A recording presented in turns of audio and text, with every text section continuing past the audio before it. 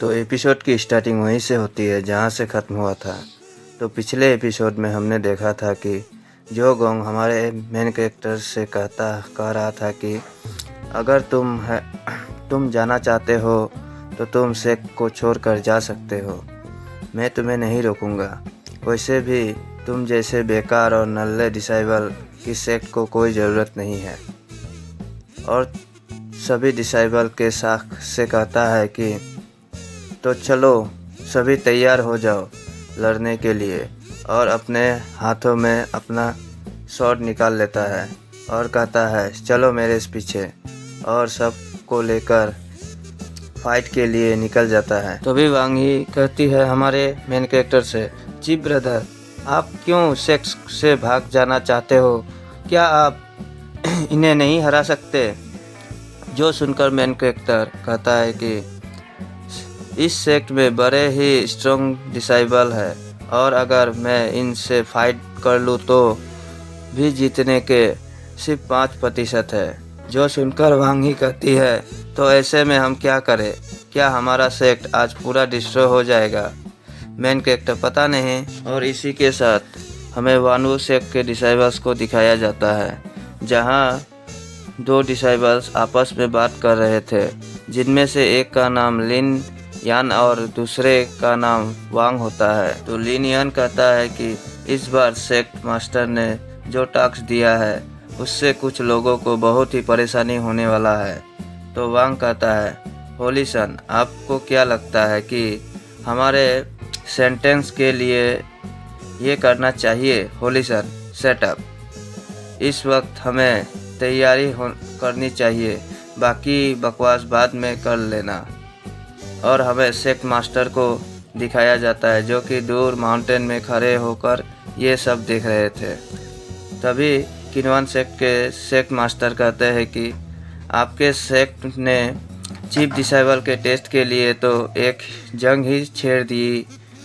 तो सेंगवांग सेक्ट के एल्डर कहते हैं कि पता नहीं कि चीफ डिसाइबल यह काम कर भी पाएगा या नहीं, हम कोई और देख लेंगे। जो सुनकर हमारे सेक्ट मास्टर, तेरी तो बुढ़े।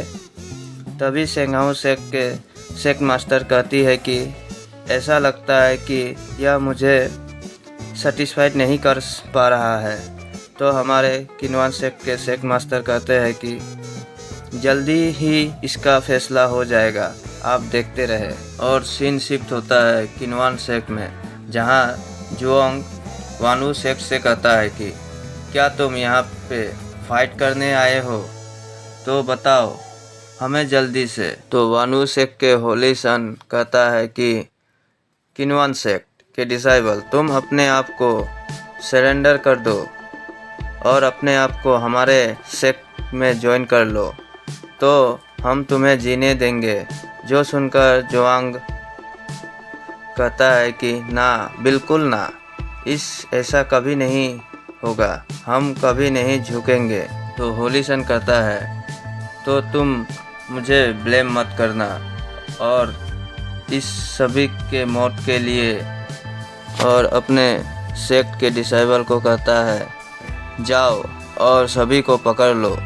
जो सुनकर वानू सेक्ट के सभी डिसाइबल अटैक करने के लिए आगे बढ़ जाते हैं।